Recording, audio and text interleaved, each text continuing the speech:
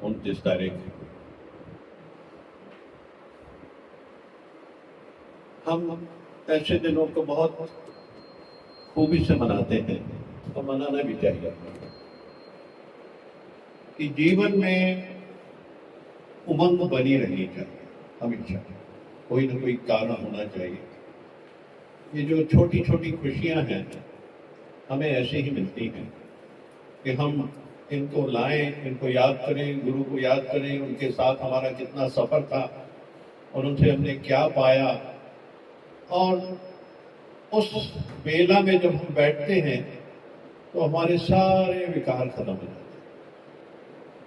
क्योंकि गुरु हाजिर नाजिर होंगे। जहां गुरु की नजर पड़ गई तो विकार तो सब चल ही जाएंगे, जितने भी कर्म हमारे हैं कर्मातीत हो जाएंगे। ये स्थिति है जब दिव्य ज्योत का जागरण होता है। जैसे कृष्ण का जन्म हुआ तो सारे संतरी सो गए, उनके माता पिता की जंजीरें खुल गई,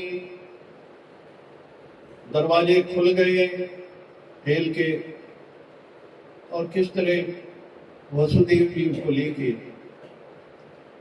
चले गए। तो ये जब चेतना जागृत होती अंदर तो हमारे सारे विकार भाग जाते हैं। अंदर एक खूबसूरती का प्रकाश होता है। वो प्रकाश इन खास दिनों पे जब आप याद करते हो, गुरु को हाजिर करते हो, वो शक्तियां जागृत हो जाती हैं।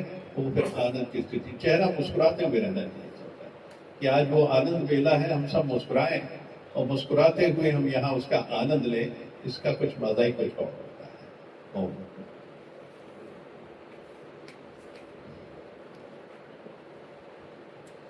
आज हम बोले कि हमने कोई पुण्य किया ही नहीं है। आज हम बोले कि हमने कोई पुण्य किया ही नहीं है तो पाप का खाता भी नहीं आएगा ना। तो पाप का खाता भी नहीं आएगा ना। एक खाली साकार को मानते हैं और एक है अनन्य भक्त। जो सब में कृष्ण देखते हैं उनको खुद भगवान संसार समुद्र से पार कर देते हैं। इतना उनको निराकार समझ नहीं आता, पर कृष्ण याद आता है, याद रहता है। सब में भगवान देखकर खुश रहते हैं, किसी को उल्टा सीधा नहीं बोलते हैं। ये मिडिल ज्ञान सरल है। भगवान में मन लगा, भगवान में बुद्धि को लगा, उसके उपरांत तू भगवान में निवास करेगा, उसमें संशय नहीं है। अगर भगवान में मन लगाएगा तू रहेगा भी तो उधर ही, तू उसके ध्यान में रहेगा, उसकी ओर में रहेगा, उसकी ओरा में रहेगा। मनुष्य का एक छोटा सा ओरा है, भगवान का करोड़ गुना बड़ा ओरा है। अपनी तो आंख एक है, उसकी 1000 हजारों आंखें हैं, हजार हैं। एक आदमी ने भगवान से पूछा कि भगवान को आंखें होती हैं क्या? तो भगवान ने बोला मनुष्य को आंख है तो क्या भगवान को आंखें नहीं है? देने वाले ने आंख दी है तो क्या उसके वक्त आंख नहीं है?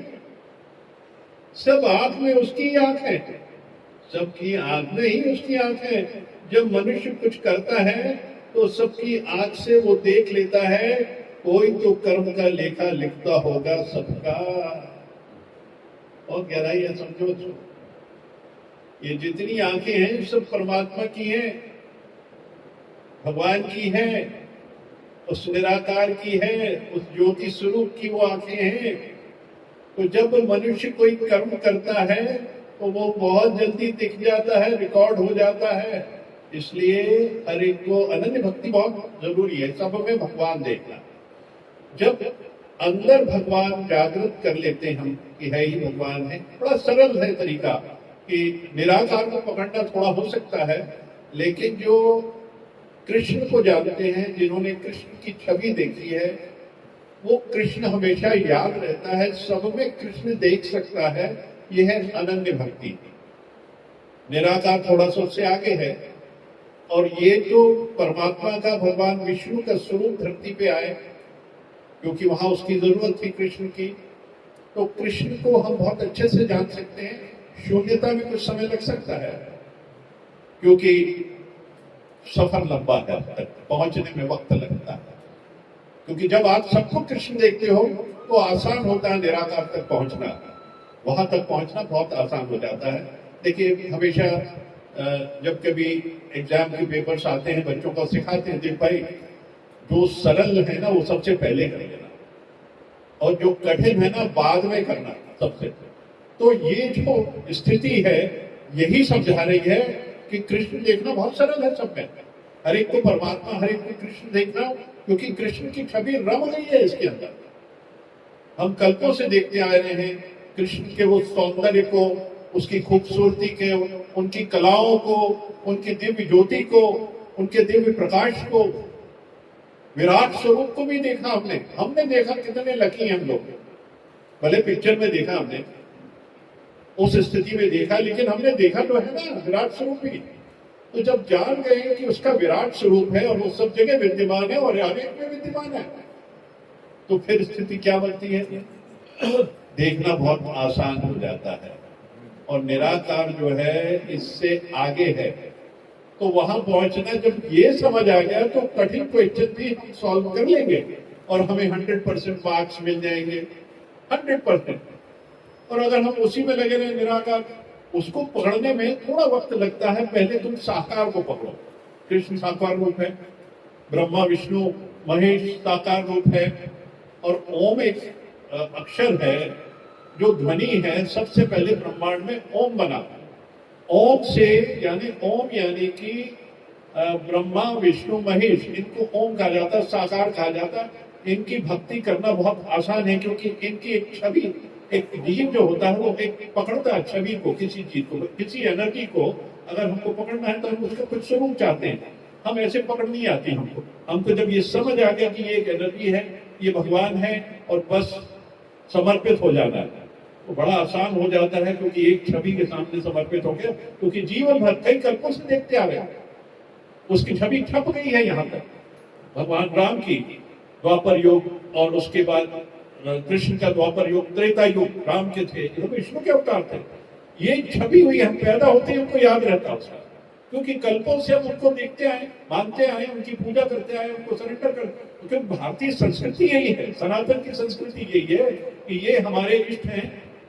और इसके बाद जो निराकार की स्थिति आती है, इस रास्ते पे चलने के बाद ही निराकार की स्थिति बनती है। क्योंकि यहाँ पे सारे गुण हैं, तमोगुण भी है, रजोगुण भी है, सतोगुण भी है, फिर निर्गुण निराकार की स्थिति आती है। क्योंकि जब हम इन रास्तों पे चल लेते हैं तो हमारे लिए सरलता हो जाती वहां पहुंचने की। तो देखिए, बुद्ध बाद में आए, बाबा नानक आए, वो सारे भगवत गीता का भी ज्ञान उसके अंदर है, गुरु ग्रंथ साहब के अंदर। राम को भी याद किया, कृष्ण को भी किया उन्होंने, और इनको सब जितने ग्रंथ पढ़ के उन्होंने जो भी थे उनका सार निकाल के रख दिया।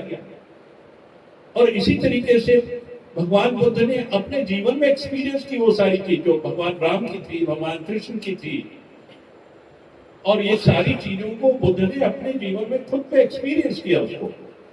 और आध्यात्म जो शुरू हुआ है, इस काल से शुरू हुआ, उससे पहले भी हुआ हो सकता है, लेकिन आध्यात्म जो पकड़ा, रास्ता पकड़ा है, जो मैं मानता हूं कि बुद्ध के बाद से वो स्थिति, आध्यात्मिक स्थिति बढ़ी है, क्योंकि उसने सरल से सरलतम स्थिति में लिया है। क्योंकि हम लोग इन प्रपंचों में फंसे हुए थे कि पिता का दोष हमारे ऊपर आएगा, तो उसने किस सरलता से समझाया उसको कि देखिए ऐसी कई चीजें हैं जिनमें हम रूढ़िवादिता के हिसाब से चलते हैं, कुछ होता भी होगा, लेकिन जब सरलता से हम सोचते, उसको दिमाग में हमने भर लिया वो सारी चीजें, और जब हम दिमाग से ये चीजें निकाल देते हैं तो अपने आप सब चीज सरल हो जाती है। जिसको हम सरलता से, उत्तमता से समझ के जिस मार्ग को हम अपना सकते हैं, वही सबसे उत्तम मार्ग है। कोई जरूरी नहीं कि लिखी हुई जो चीज है वो उत्तम है, हर जीव के लिए एक अलग रास्ता है, अपना अपनाने का है, अपना सरल तरीका क्या है। सिर्फ मार्ग एक है सरल, ये कि परमात्मा को याद करो, सिमरन करो, भगवान मैं तुझ में समा गया, अब कुछ करने की जरूरत, मैं तुझ में समा गया, तू ही तू, तू ही तू, तू ही तू है, ही तू, मैं तो हूं ही नहीं। तो इतना सरल कर दिया है कलयुग में, इतना सरल कर दिया है, जितना जप करो, जितना सिमरन करो, जितना नाम लो, उसका स्वरूप होते जाते हैं। जैसे कहते हैं भगवान निवास करेगा, भगवान को याद करो तो भगवान निवास करेगा, तू भगवान में, भगवान तुझ में, सब जगह। क्योंकि तेरा ओरा छोटा है, उसका ओरा इतना बड़ा है। तुम उस ओरा में प्रवेश कर जाओ तो सब एक स्वरूप हो जाता है। तुमने उसका ध्यान किया, तुम उस ओरा में पहुंच गए। आप जिसका ध्यान करते हैं उसी का स्वरूप हो जाते हैं।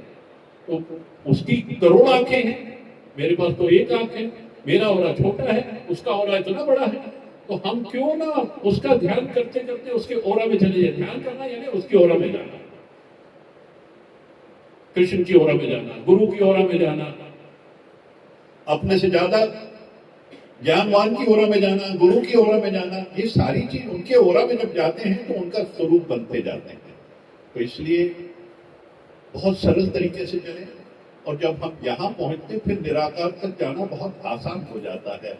जब इन चीजों का पूरा ज्ञान हो गया, किस तरीके से हम अपने बदलाव को ला सकते हैं, अनन्य भक्ति क्या है, सनातन संस्कृति क्या है, सनातन धर्म क्या है, इन सबको समझे, बाबा नानक को समझे, भगवान बुद्ध को समझे, गुरु को समझे, जिन्होंने इतना इतना इतना ज्ञान दिया। उसमें से तुम एक कह रहे ना, तुमको 10 वचन है, उसमें से एक वचन भी तुम पकड़ लो अपने जीवन में, मुक्त हो जाओगे।